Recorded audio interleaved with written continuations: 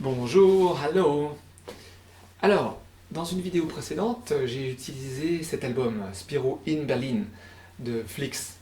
Et j'ai pensé justement que on pourrait voir en quoi cet album est particulièrement intéressant. D'ailleurs, on peut dire que Spirou, avec Tintin, est le plus grand héros de la bande dessinée franco-belge. Mais s'il y a bien quelque chose qui les distingue, c'est que Tintin, Tim en allemand, sera toujours et exclusivement l'œuvre et le personnage d'Hergé, tandis que Spirou connaîtra des dizaines d'auteurs et de créateurs.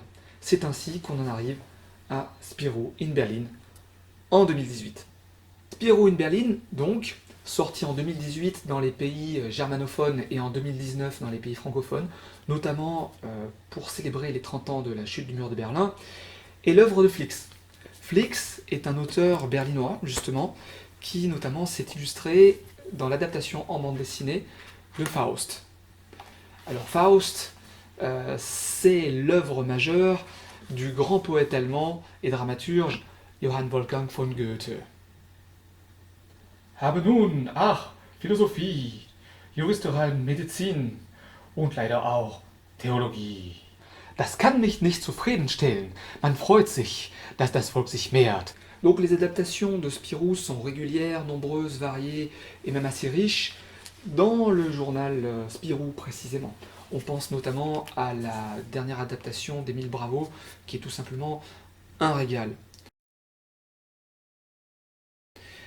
On peut tout de même regretter que précisément Spirou in Berlin n'ait pas paru au sein du journal.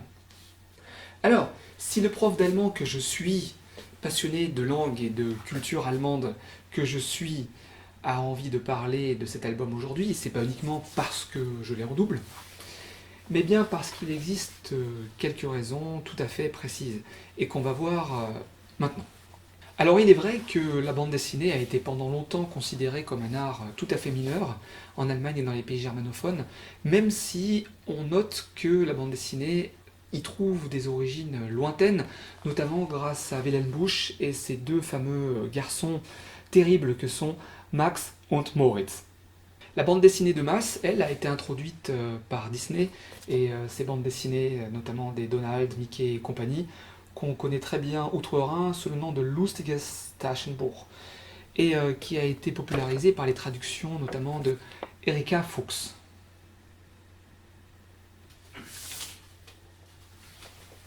Oui, Erika Fuchs d'ailleurs, qui a elle-même son musée aujourd'hui, le musée de la bande dessinée, à Schwarzenbach, une petite ville en Bavière. Musée de la bande dessinée que je ne peux que recommander. Bien entendu, les grands classiques de la bande dessinée franco-belge sont aussi passés en Allemagne. Tim und Struppi, bien entendu, mais aussi Astérix, qui est peut-être aujourd'hui le plus grand héros de bande dessinée outre-Rhin, tout autant qu'en France, ou encore Die Schlümpfe. Die Schlümpfe, on pourrait faire une vidéo spécialement pour ça, et oui, les Schtroumpfs, qui ont pourtant un nom très allemand, ne s'appellent pas les Schtroumpfs, mais bien Die Schlümpfe. La question sera de savoir un jour pourquoi donc ils n'ont pas conservé leur nom pourtant allemand. Comme dans la plupart des pays du monde, les comics américains sont inévitables. On pense bien sûr à Die Spinne ou Spider-Man, Im Netz von Spider-Man. Quant aux mangas, tout aussi incontournables, même s'ils sont arrivés un peu plus tard qu'en France, on les trouve aujourd'hui partout dans les pays germanophones. C'est une véritable déferlante. Alors, pour parler enfin de Spirou in Berlin, Spirou à Berlin, il faut effectivement signaler que pour la première fois, un auteur allemand a pu adapter Spirou, a pu proposer sa propre version de Spirou. La raison pour laquelle cela rend cet album particulièrement intéressant, au-delà du fait que c'est un très bon album, une très bonne aventure de Spirou, c'est surtout que, pour la première fois, on a un point de vue outre-Rhin de Spirou. Et l'album aurait été tout à fait différent si l'auteur avait été francophone, s'il avait été, disons, belge ou français, ou peut-être même tout autre. Du simple fait que Flix soit un auteur allemand, Spirou à Berlin devient complètement une œuvre allemande, ce qui signifie qu'il nous épargne évidemment tous les clichés qu'un auteur non allemand aurait écrit, peut-être même sans s'en rendre compte, s'il avait lui-même envoyé Spirou à Berlin. En effet, lorsque vous envoyez un personnage dans un pays étranger, et que vous n'êtes vous-même pas de ce pays, vous allez avoir tendance à avoir une description de ce pays plus ou moins exotique ou lointaine ou fausse, si ce n'est faussée. En soi, ça n'est pas très grave. Mais ce qui est intéressant, c'est qu'il faut comprendre le rapport de Spirou à l'Allemagne. Spirou est un personnage créé en 1938, à la veille de la Seconde Guerre mondiale, et il a dans son ADN ce rapport à l'histoire, ce rapport à l'histoire européenne. Spirou n'est pas un personnage absolument germanophile dans l'âme. Le fait que, en 2018, paraisse un album écrit par un auteur allemand, c'est une véritable reconnaissance par les éditions Dupuis, propriétaires du personnage, de la nouvelle vague, ou du moins d'un renouveau, d'une jeunesse chez les auteurs allemands. Donc même si Flix s'amuse à laisser passer un petit bretzel par-ci par-là, l'humour qui se retrouve dans la bande dessinée ne va pas reposer uniquement sur des clichés. Ah ouais, les Allemands sont comme ça, donc on va faire de l'humour là-dessus. Bien entendu, il ne va pas être capable de faire un humour qui va reposer sur la représentation de la langue allemande qu'en ont les étrangers, et notamment les francophones. D'autant plus les francophones qui connaissent mal cette langue et qui vont en général véhiculer des clichés, notamment des clichés guerriers ou violents.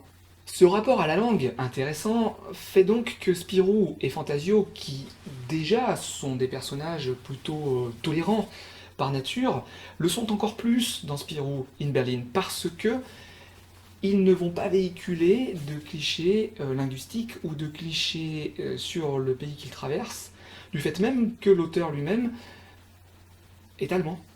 De ce fait, l'album va contenir pléthore de références à l'histoire contemporaine de l'Allemagne, au rapport entre l'Allemagne de l'Ouest et l'Allemagne de l'Est, Berlin-Ouest, Berlin-Est, et ça, c'est un vrai bonheur pour ceux qui seront capables de reconnaître précisément tous ces éléments culturels. Et pour ceux qui ne seraient pas forcément familiers de l'histoire récente de l'Allemagne, ou même de l'histoire de Berlin, on ne peut que leur conseiller la lecture de ce Spirou in Berlin, Spirou à Berlin, qui par ailleurs est un excellent album, il faut quand même bien le dire.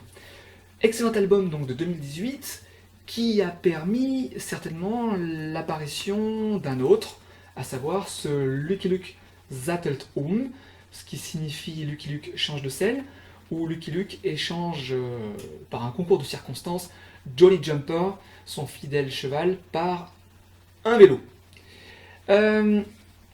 Album qui est tout aussi intéressant que Spirou in Berlin, puisque c'est la toute première adaptation de Lucky Luke par un auteur allemand, Mavil, qui est tout aussi important que Flix. La différence notable avec Spirou, évidemment, c'est que Lucky Luke est un cowboy américain, une parodie de cowboy américain, qui reste une parodie, qu'il soit fait par des Français, des Belges ou des Allemands. En conclusion de cette vidéo consacrée à Spirou in Berlin, Spirou à Berlin, je tiens vraiment à insister sur l'importance d'un tel album.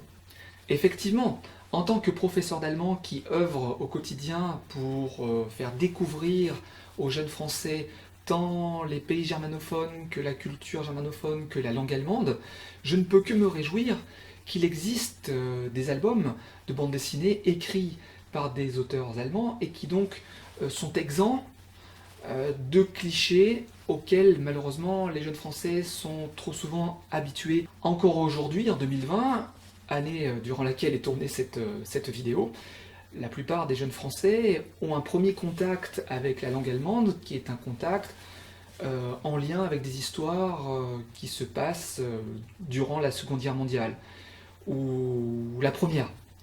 Bref, comme si les jeunes Français ne pouvaient découvrir la langue allemande que dans des histoires liées à un conflit, à des combats, à la guerre et à la haine.